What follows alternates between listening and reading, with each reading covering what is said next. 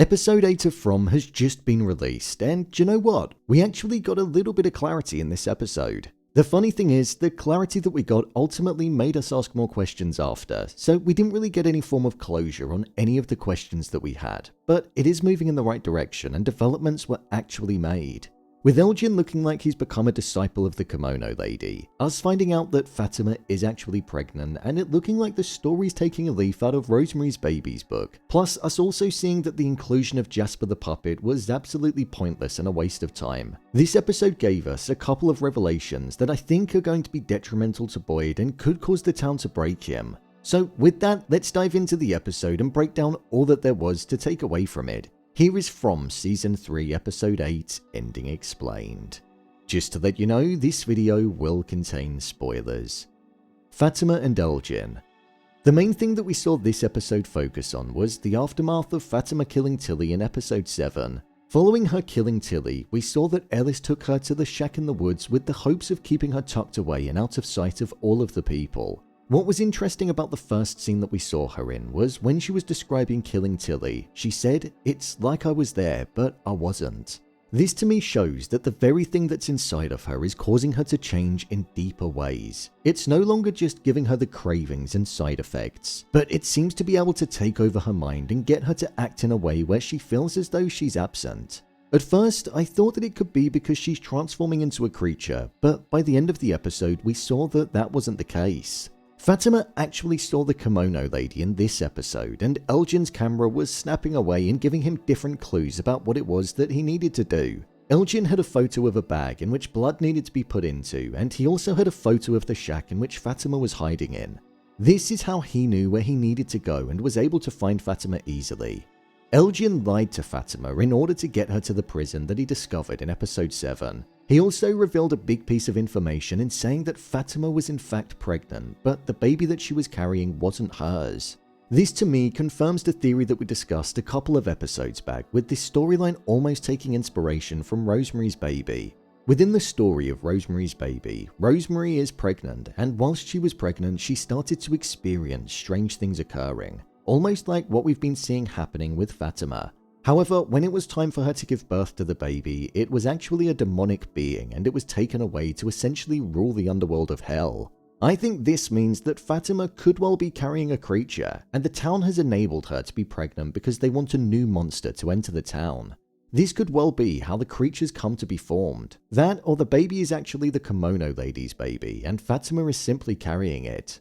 I'm also wondering if Fatima could still end up turning. What if carrying this creature inside of her is also messing with her insides too, and it has the capability of making her become the very thing that everybody's afraid of? It feels like the child that she's carrying is going to have something to do with the Kimono woman. I'm starting to wonder if there's going to be a transfusion type procedure that's going to be taking place, and with the blood of Fatima, because it could be merged with the creature inside of her, could it be able to give the Kimono Lady an essence of life? That's the main thing that I can think about at the moment. That, or the Kimono Lady essentially plans on taking over Fatima.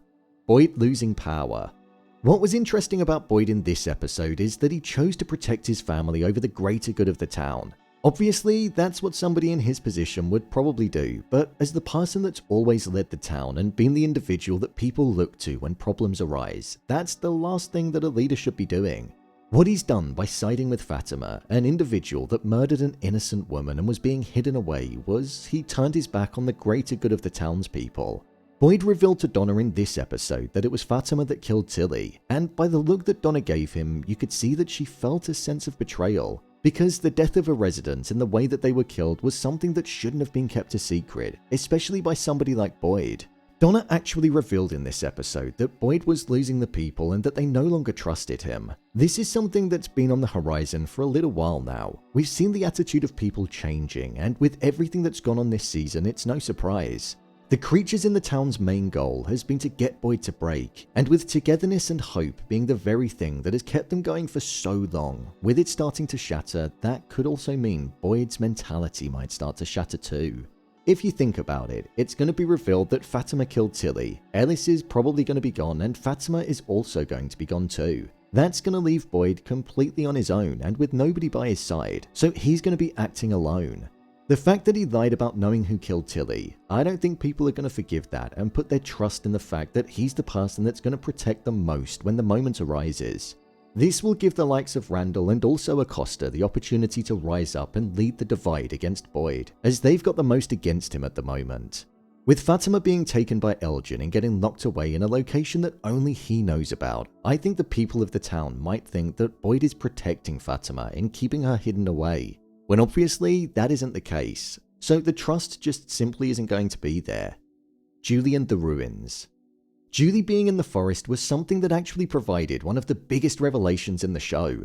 In the previous episode, we saw that she stumbled across some ruins, and whilst she was there, she felt the urge to explore them. However, Randall got her to leave. Within this episode, she mentioned to her brother Ethan that when she looked at the ruins, the screaming that she constantly heard ever since waking up just stopped. This was clearly the force in Fromsville luring her there, as when she entered the ruins, within reality, she was having a fit on the floor. But within her mind, she entered the place in which she was trapped in Season 2. Julie met an individual called Martin who was chained up to a wall, and he told her to throw down a rope. This was the very rope that landed on Boyd when he was trapped. So what this showed us was that there's an element of time bending or manipulation that's taking place. We also saw Julie hearing the children shouting Unkui, and also a discussion that was taking place between Victor and her mother. This showed us that Julie in the present day was actually impacting events that took place in the past and was able to influence them. Something which is massive. The show is definitely about to get a whole lot more complicated, but in a good way, and it has the potential to clear up a lot of questions that we had. I'm wondering if this is something that many people in the town are going to be able to do, or if it's due to the fact that because Julie is related to Tabitha, who's considered to be the chosen one, that's why she was able to influence things that happened in the past. Randall also felt a presence when he was there, so I'm presuming he will end up back there at some point. The main question that's going around in my head now though is what haven't we seen in the show that could have influenced things in the past by what could be coming up in future episodes? Victor and Jasper. Okay, Jasper was a complete waste of time, and I'm a bit disappointed in that. I did think Victor could have been misremembering, but the fact that it was the boy in white that was there that was actually revealing the information, I don't quite know how he misremembered that, to be honest. Victor remembered in this episode the secrets that the boy in white told Christopher in the church basement all of those years ago. The boy in white said how the key to the end was the beginning, and that the children were born in the dark and were also murdered in the dark. He also said how when the children laid on the stones, they poured their hope into the roots of the tree, which was interpreted as the bottle tree. And in order to save the children, you have to go through the tree. Something which Christopher didn't do, but when Victor told his mother, she apparently went to save the children. What if going through the tree in the correct manner takes you back to the beginning and you have to save the children in order to stop the cycle from repeating itself? We know that there is some element of the past being manipulated in the present due to what we saw with Julie, but if the children are saved and not murdered, something which is said to be the beginning, is that the key to the end of it? We know that the creatures feed on hope, so the fact that the children poured their hope into the roots of the tree, it provides that very connection. I would actually say that the performance of Victor in this episode was incredible. It was his best performance of the entire season. When he was struggling to remember what was said in the past and he was breaking down, I bought into it completely. His character performance is probably the most convincing, so I gotta give him credit for that in this week's episode. He delivered. My review of the episode. Episode 8 was definitely an improvement on last week for sure. Last week's episode was a low point in the series, and I think many of us were a bit frustrated with the state that the show had gotten itself into. However, this week they managed to write themselves out of the corner that they backed themselves into. Elgin is becoming a bit of an evil individual in siding with the entity that possesses the town, so I'm intrigued to see if he's going to end up facing any repercussions for his actions. I also thought Elgin would have been a bit more upset with the death of Tilly, to be fair, as he did spend quite a bit of time with her, but it was never really addressed. The fact that the story with Fatima progressed in this episode is something that I'm pleased about. It's been one of the main stories that the season's been focused on, and with it looking like it's going to be partially inspired by Rosemary's Baby, it's an interesting avenue for the show to go down.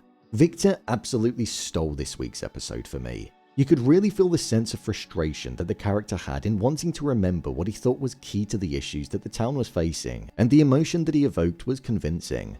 I was a bit disappointed that we didn't see any creatures in this episode. I feel like we've not seen them for quite a while now, and at the end of the day, the creatures are the very things that are a threat to the people of the town, and we've just not really seen them, so I hope we get some in the penultimate episode.